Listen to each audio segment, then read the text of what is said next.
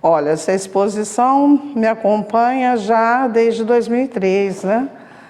Nós já contamos um pouquinho sobre essa história de como nós conquistamos essas magníficas obras.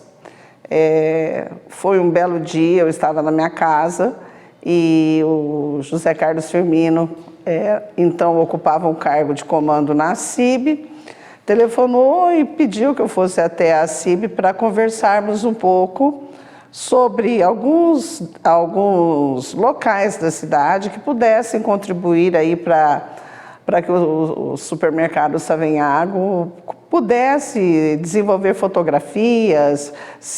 Na realidade, ele queria fotografias, basicamente da história de Barretos, para transformação em painéis, para que o supermercado usasse, né, na inauguração da loja, da filial aqui na nossa cidade. E eu fui até lá, e durante o diálogo, eu senti que precisaria ser feito algo diferente, né? Fotos, simplesmente, vários locais tinham já, né, esses painéis. Aí, como eu era e ainda continuo muito próxima, né, do Pedro Perosi, eu lembrei da arte do Pedro, que ele tem um traço, né, marcante, é muito a cara da nossa Barretos. Aí eu sugeri, falei, por que vocês não colocam, então, obras de arte? Vai destacar essa unidade da rede muito mais, porque obra de arte tem muito mais, eu acho que valor, né? Embora a fotografia também seja uma obra de arte, mas uma tela pintada por nomes que são expoentes, né? Até no país inteiro, né? Com diversas igrejas que já pintaram em outros ícones mais representativos das artes, né? Então eu sugeri, falei, por que vocês não conversam com o Perosi? E daí eu acho que vai sair uma boa parceria.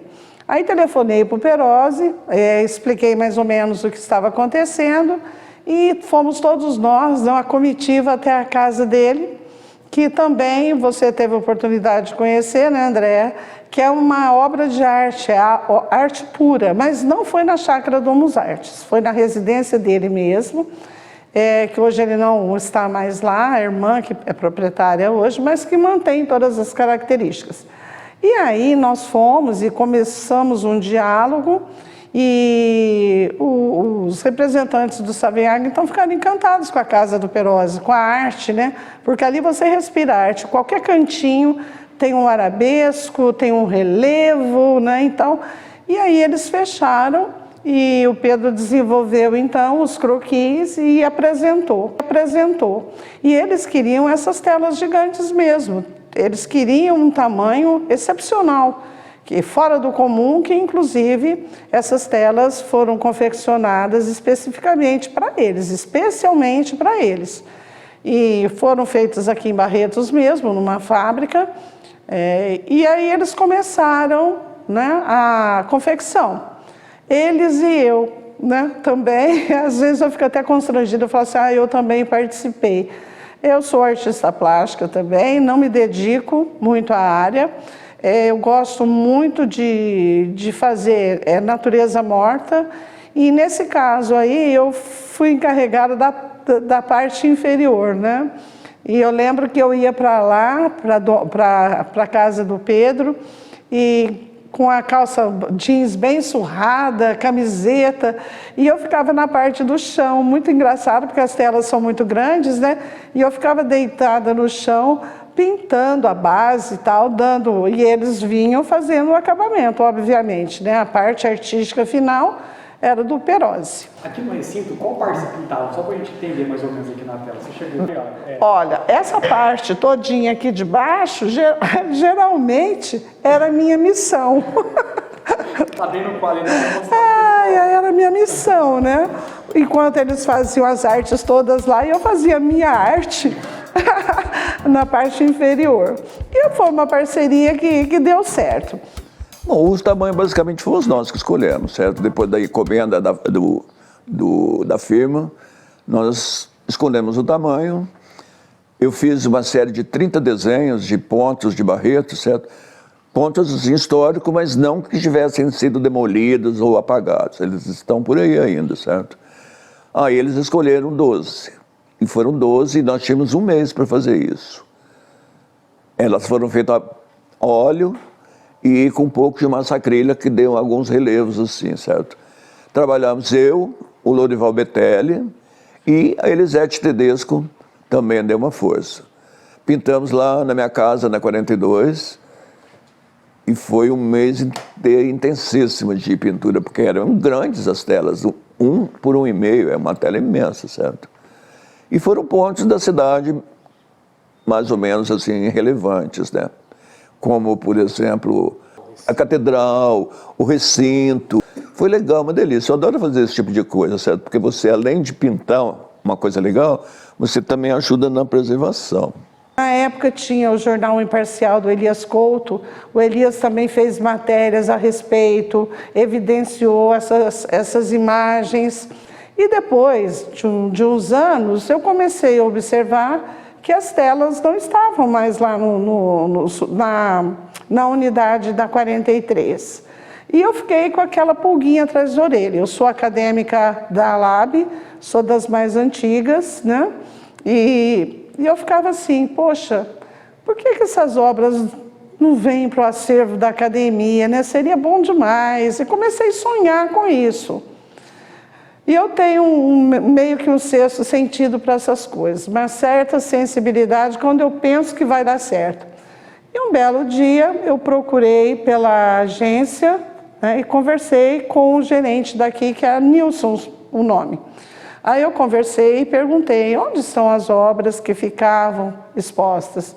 Aí ele me levou até o pavimento superior e me mostrou. Elas estavam num corredor, né? E inclusive faltavam 2. Aí eu já sabia quantas eram, como que era. Onde que estão as obras dos cavaleiros em frente ao recinto, a comitiva? E onde está aquela outra do frigorífico? Aí eles me informaram que choveu e teve um probleminha no telhado e infelizmente elas foram uma foi perdida e a outra foi dada de presente, acho que pelo próprio proprietário. Então eu fiquei feliz, falei, não, ele fez uma grande coisa, né? Ele levou o nome de Barreto, sinal de que ele gostou. E aí eu perguntei, seria possível a doação dessas obras? Aí ele falou, tem que falar com o escritório em Ribeirão Preto. E eu não sei ficar quieta, né? Mal esperava chegar o dia seguinte para eu ligar para Ribeirão Preto, para o marketing. E assim fiz. Liguei, conversei, expliquei, falei quem eu era, o que eu fazia, tudo certinho. E aí eles me orientaram a providenciar um ofício solicitando. Eu, mais do que depressa, já fiz esse ofício em nome da academia. Na época eu era, acho que, vice-presidente da Marlene Fachin. Quem estava na presidência era a Marlene. Mas minha paixão pela LAB é tão grande que extrapola. Às vezes eu faço coisa até que nem deveria, mas para o bem. E aí, assim, com o consentimento da Marlene, foi pedido, mas eu pedi como historiadora, mas já me comprometendo a destinar as obras para essa instituição, para a Academia de Letras e Artes de Barretos.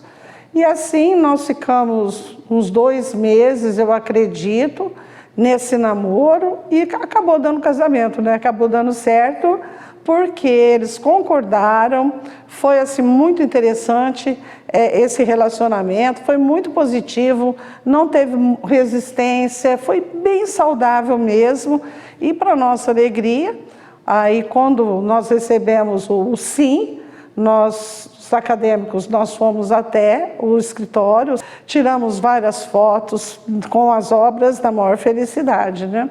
E até que foi efetivada realmente a doação, eles fizeram a entrega para nós, né? E nós temos esse acervo maravilhoso conosco desde essa época, né? Preservamos, temos o maior carinho.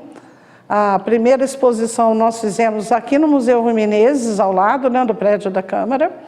Foi um sucesso imenso também, as obras ficaram assim, todo mundo ficou apaixonado durante a gestão do Guilherme, né? A secretária era Carla Armani, e depois nós levamos essa amostra para o Norte Shopping, que também ficou maravilhosa a mostra. Então, todos os locais onde elas figuram, parece que tem um colorido diferente, tem uma energia super positiva, porque é a oportunidade, né, do barretense conhecer um pouquinho da nossa cidade no passado, como eram esses prédios, né? Quando você olha a estação, hoje, Placidino Alves Gonçalves, quando você olha a nossa estação ferroviária, né, lá de 1909, que você vê e fala assim, meu Deus, essa arquitetura tão cheia de detalhes, né, arabescos, entornos, você fala assim, como que pode, até os dias atuais, Barretos ter um prédio desse? E isso é muito importante. Eu acho que através dessas obras pode haver uma conscientização muito grande de crianças, de jovens, que vão preservar esses patrimônios arquitetônicos. Quando nós vemos ali o Antônio Olímpio, a Escola Antônio Olímpio, muitas pessoas choram a demolição do Antônio Olímpio. Foi triste, era um prédio maravilhoso, arquitetura diferenciada, mas em nome da modernidade, né, ele foi ao chão. Então foi construído um prédio novo, com linhas modernas, arrojadas, mas que não caiu no gosto popular. Até hoje, as pessoas sentem a ausência desse prédio. Ele tinha um apelido, até nem sei porquê, ele tinha um apelido de Carrapatão. Né? Não sei porquê, mas era uma arquitetura muito linda, né? Muito bonito. Então a gente vê em outras cidades aqui da região, vamos citar um exemplo aí, Bebedouro. Bebedouro preservou o primeiro grupo escolar deles, é maravilhoso.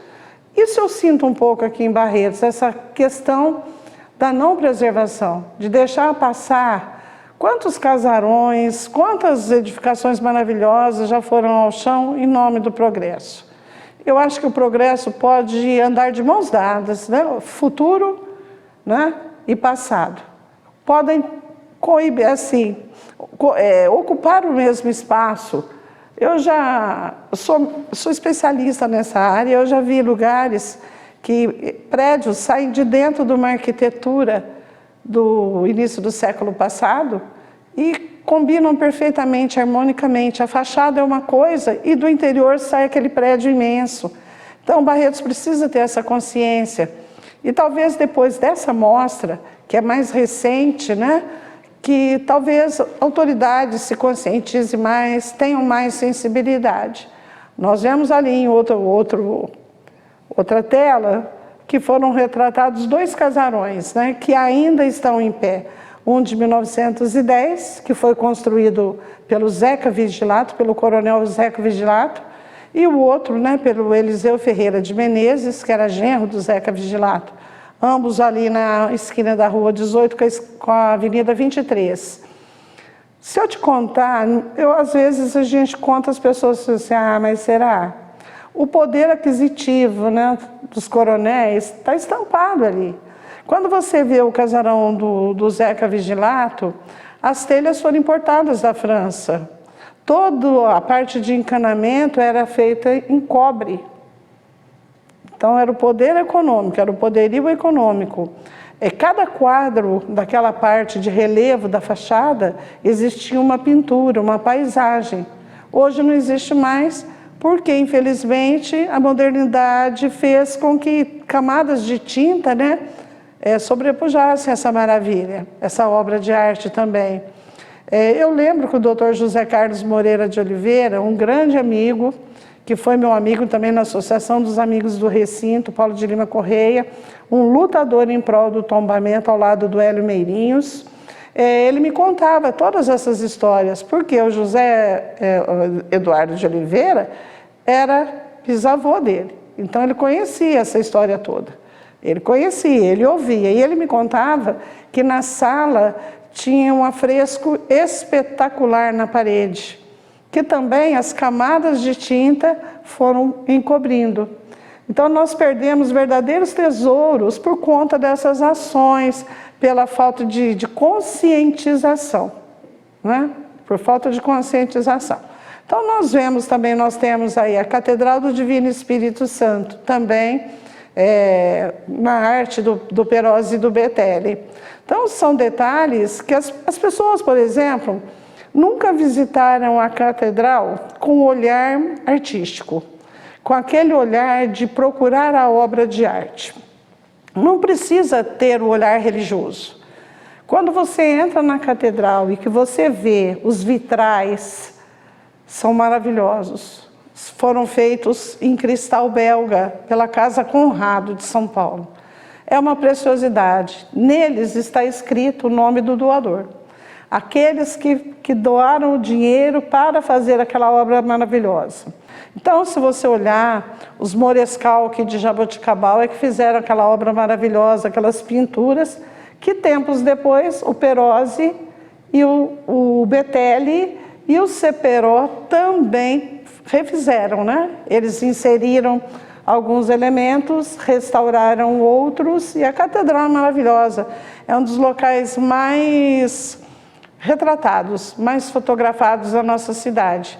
E quando você olha as fotos, é de encantamento, porque a nossa catedral é linda, é maravilhosa. A tonalidade, sabe? As imagens, eu acho que é um conjunto perfeito, harmônico. E assim vamos, não é? Nós caminhamos no rumo da modernidade, dizimando os patrimônios arquitetônicos, e eu espero que através dessa mostra o barretense tenha um pouco mais de sensibilidade e lute pela preservação do pouco que nos restou.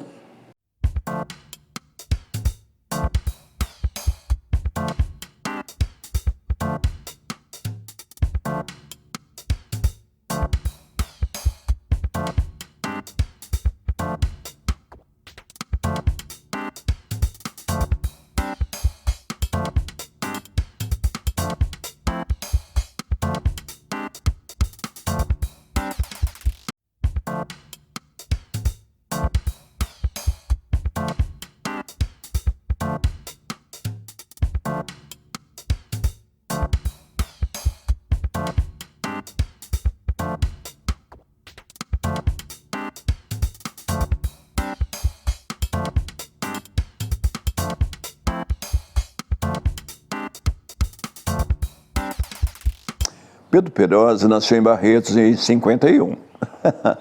Faz tempo. Me mudei daqui, fui para São Paulo, como todo mundo vai e foi, né? E fiquei bastante tempo fora, morei em São Carlos também. Depois de 89 eu voltei para cá, para Barretos, definitivamente. E aí tenho estado aqui desde então. Basicamente, eu pintei igrejas, muitas igrejas, foram 120. Em São Paulo, no Rio, no Paraná, no Rio Grande do Sul e no Mato Grosso. E foram muitas igrejas. A maioria foi de criação nossa, minha e do César Seperó, que nós éramos parceiros na Domus Artes, que era a nossa firma. Então, foram 120 igrejas, de todos os estilos. Depois a gente voltou para Barretos. Logo mais aconteceu dele morrer, em 2000. Antes disso, a gente fez a restauração da catedral, que foi em 98 e 99.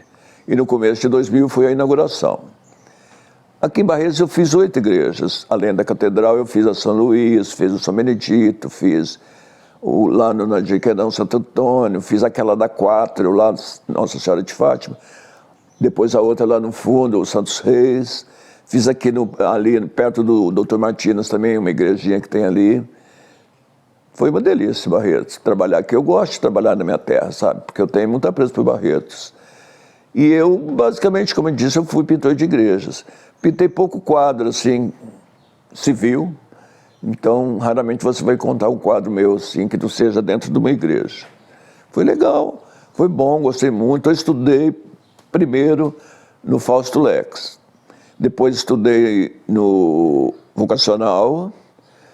Em 66 eu formei no vocacional, mas nessa época já tinha começado o período militar, certo? Então, iríamos continuar o segundo grau, o terceiro grau, né, no vocacional, mas não houve. A ditadura não permitiu, que a gente era muito liberal. O vocacional era muito liberal. Bom, tudo bem. Aí eu estudei lá no Estadão, terminei, certo? Depois do Estadão, fui para São Paulo. Aí fiz a Faculdade de Belas Artes, lá da Estação da Luz, e trabalhei depois fora do ramo, certo? E depois, finalmente, eu conheci o Cesário Seperó, que era um restaurador de igrejas, e ele me convidou para trabalhar com ele. Então, a primeira igreja que eu fiz foi lá em São Paulo, a Nossa Senhora Queropita, lá no Bexiga, famosa. Depois da Queropitas, a gente saiu para o interior paulista e fizemos um monte. E foi assim, Pedro Perosi, um artista de Barretos, que pintou um monte de igreja, inclusive aqui em Barretos, muitas delas, né?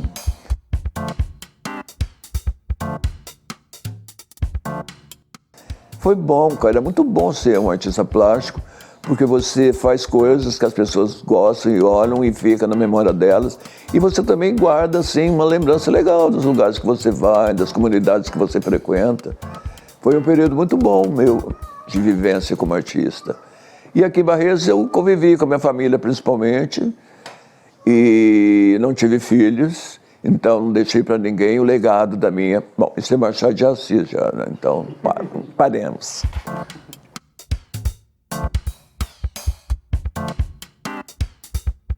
O marco histórico foi feito quando James era o prefeito aqui de Barretos, certo? E a Jussara Carbonaro conhecia a gente e incentivou a fazer o marco histórico. O marco histórico tem uma história interessante. O primeiro deles foi feito pelo ginásio vocacional. E eu era o aluno da primeira série, trabalhamos lá. Era uma coisa muito simples, naquela época Brasília que era um modelo, né? Então era um muro lá na 8 com a 13, foi feito um muro assim, e aquela coluna famosa de Brasília foi feita na parede, era isso que era o marco. Depois, né, o vocacional acabou, sumiu tudo. Um outro grupo foi lá e fez também um outro marco. Era uma espécie de uma coisa abstrata, assim, certo? Era um abstrato, assim. Bem, depois aí veio a Jussara com essa história toda. Aí resolvemos fazer uma coisa mais volumosa, mais, né, encorpada. Aí foi feito aquele muro lá que representa a Fortaleza, que era o nome da fazenda, que era ali naquele local, certo? A fazenda do Francisco Barreto. Aí fizemos lá e estampamos assim as várias pessoas e ocupações dos barretenses, certo? Procuramos deixar sem face assim, as figuras para não representar alguém específico. Era uma pessoa que representava um jogador de futebol, um boiadeiro, um trabalhador, uma pessoa orando. E fizemos na frente um obelisco que seria assim a homenagem aos fundadores da cidade, Francisco e o Lebrina, certo? E tem os raios do Espírito Santo, 7 raios em cima, e uma família assim antiga que representava as duas famílias de fundadores da cidade, Lebrina e Francisco Barreto.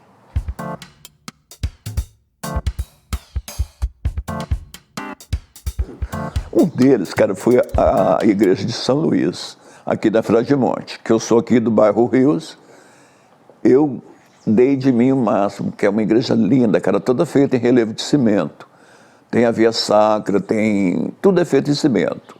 Eu acho uma das mais bonitas que eu fiz aqui em Barretos. Outro trabalho que me deu muito prazer fazer foi a restauração da catedral. Tem 4.000 metros quadrados de pintura aquela catedral. Que ano foi? A gente fez em 98 e 99. Tem pintura assim, em qualquer lugar que você vai lá tem uma pinturinha. E a gente fez, em 5 nós trabalhamos lá. Foi um trabalho exaustivo. Além da nossa parte de pintura artística, teve também a parte de limpeza dos mármores, das madeiras, né? Arrumaram o telhado, limparam a cúpula, que é feita de bronze não, de cobre, nem parece, né? Porque ela fica enferrujada, mas ela é cobre. Quando limpou ficou linda, sabe? O cobre é meio avermelhado, assim. E foi reinaugurada em 2000, pelo Dom Pedro Fré, que era o bispo da época. E foi legal, cara. E aconteceu uma coisa estranha. O padre César, que era o pároco da catedral, falou que se alguém mexesse, ele morreria. E ele morreu. Deu certo o vaticínio dele, rapaz. Foi, não queríamos que acontecesse isso, obviamente, mas ele morreu. Ele estava adoentado num dia que foi assim, pum, morreu. E foi feita a catedral. A catedral foi um trabalho maravilhoso que eu fiz com a Marquesa, a catedral e o São Luís. Na igreja do Rosário, como foi o trabalho? O Rosário, ele já tinha pintura lá, certo? Feito pelo Pérez. Mas era uma pintura assim, bem simplificada, que o Padre Gai queria gastar pouco dinheiro, ou ele tinha pouco. Então ele fez só algumas coisitas assim. A Via Sacra era assim, por exemplo, o Cristo com a cruz, no outro era o Cristo com a cruz e a Verônica. Mas só um pedacinho assim, né? Aí nós aumentamos essa paisagem, sem desmanchar o que existia, complementamos, fizemos um fundo, assim, pusemos moldura na Via Sacra. E tinha os outros quadros que eram os mistérios do Rosário, né? Esses aí a gente pouco interferiu, mas interferiu mesmo assim, colocando paisagens no fundo. E depois que o Papa instituiu o novo mistério do Rosário, a gente complementou, incluindo mais 5 quadros lá misturados com aqueles. Então agora tem todos os mistérios do Rosário, porque só tinha os 4 primeiros, né? Mas o Papa, acho que foi o João Paulo II, instituiu esse novo mistério, mistério da... Não me lembro agora. Me foge algumas coisas. Hoje em dia, com 71 anos, sabe como que é, né? A gente tem uns lapsos. Mas, tudo bem.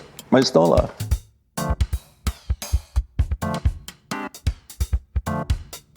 Fui membro da LAB por muito tempo, mas como eu era um cuidador de uma tia minha, eu quase não podia ir, e além de tudo eu moro longe, eu não dirijo, era uma dificuldade. Então fui bem relapso e não frequentei muito lá, mas eu acho que eu sou ainda um membro da LAB.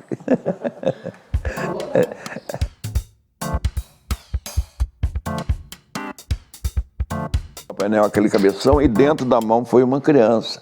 Então deu um carro alegórico maravilhoso, cara. E além disso, eles fizeram uma cascata, assim, e puseram uma lindona, bonitona, assim, né? Assim, semi-nua. E a água escorrendo, assim. Ficou muito interessante, era sobre o Brasil, né? Aí nós ganhamos o primeiro lugar. A Esperança achou maravilhosa, assim. Eu também achei, né? Claro que não fui só eu que fiz, todo mundo trabalhou, sabe? Mas foi bom aquela vez, cara. É um serviço terrível aquilo lá, sabe? Você participar no barracão lá, cara. Nossa, a noite inteira trabalhando, aquele povo falando. Às vezes, né? Sem ganhar nada. Amor à arte. Meu, eu trabalhei um mês inteirinho, mais que um mês. Eles deram 800 conto pra mim e pro Lorival. Mas também eles não tinham dinheiro, entende? A gente fez por amor mesmo, não foi pelo dinheiro, obviamente, né? Era divertido no barracão, sabe? Tinha aqueles papos mais doidos possível, tinha umas biritinhas, assim, não podia deixar de ter, né?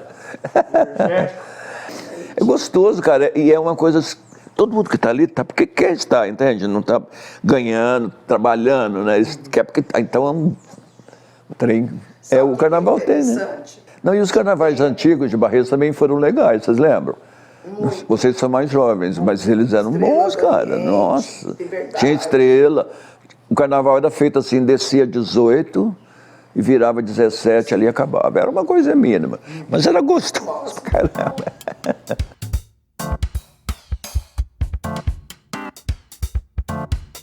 Olha, cara, Alguém teve alguma... Meu avô, Pedro Beazotto, eu fui o primeiro neto, né, da família. Homem. Pedro Beazotto, ele chamava. E ele era um italiano, veio lá das Itálias, e minha avó também era de Rovigo. Meu avô nasceu aqui no Brasil, mas era de família lá também do Vêneto, né? Nós somos de Veneza.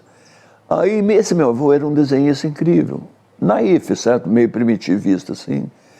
E ele fazia também umas esculturas lindas, assim, que ele pegava uma árvorezinha, arrancava com a raiz e tudo, e fazia umas coisinhas bonitas. Meu avô, eu acho que foi dele que veio a inspiração para mim.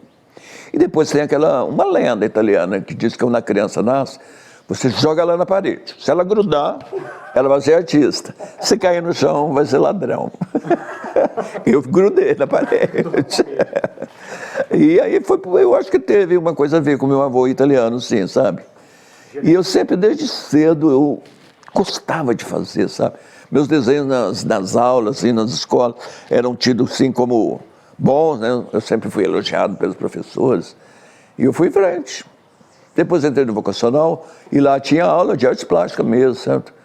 E eles estimularam que eu, sim, que eu poderia ser um artista. Mas eles falaram para mim o seguinte: Pedro, artista é muito difícil. De cada 300 que acham que vai ser artista, nenhum chega, porque é muito difícil. Então é melhor você estudar alguma coisa diferente, né? Para você ter um lastro, mas você pode continuar pintando. Eu fiz, mas eu fui fazer artes plásticas, né? Você vê, cara. Mas depois eu acabei indo pintar a igreja. Olha, deu certinho, cara. Eu achei maravilhoso. Entende? Enfim, eu aproveitei o meu...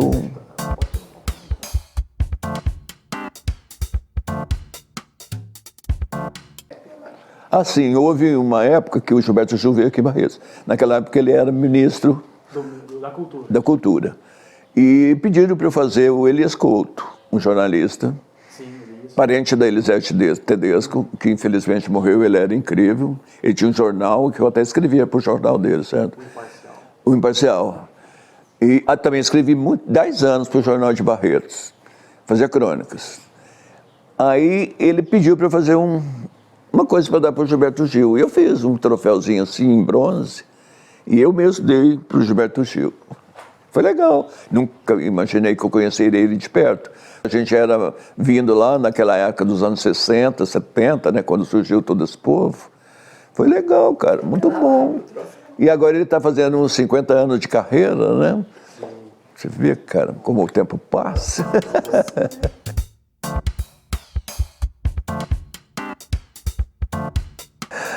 Peroso, Barretos faz aniversário agora, dia 25. O que Barretos representa na sua vida? Bem, primeiro a minha cidade de nascença. Tenho um amor incrível pela minha cidade, pelo meu lugar, que me influenciou, que me deu, assim, uma base para eu produzir, para eu fazer, para eu falar. Eu falo de Barretos com a maior intensidade. O pessoal adora Barretos. Onde você vai, o pessoal conhece Barretos. Uns acham que é uma São Paulo. Outros perguntam: o que a gente quer lá? Quantas pessoas tem? Hoje em dia, claro, Barretos é muito mais conhecido porque tem as internets da vida, né, então. Mas Barretos é uma grande inspiração para mim, cara. O que é Barretos, o amor que a gente tem por receber pessoas, certo? O folclore, essas coisas que a gente dá valor, né, que em outras cidades não dão esse valor assim, que nós damos, né? Isso é uma grande inspiração para mim, cara. Barretos tem esse lado bom que eu peguei, porque eu nasci numa fazenda aqui perto, certo? Fazenda Mundo Novo. Vim para Barretos em 60. Eu tinha 9 anos. E a gente guarda um pouco da fazenda na gente, né, cara? Tem aquela história, né? Eu saí da fazenda, mas a fazenda não saiu. E eu guardo essa parte, assim, folclórica ou caipira, né? Não que eu seja caipira, eu odeio falar que eu sou caipira, porque eu não sou. Se uma pessoa viajada, estudada, isso não é ser caipira, né? Caipira é aquela pessoa simples, que se acha caipira, principalmente. Porque às vezes a pessoa simples que mora na roça não é um caipira, mas...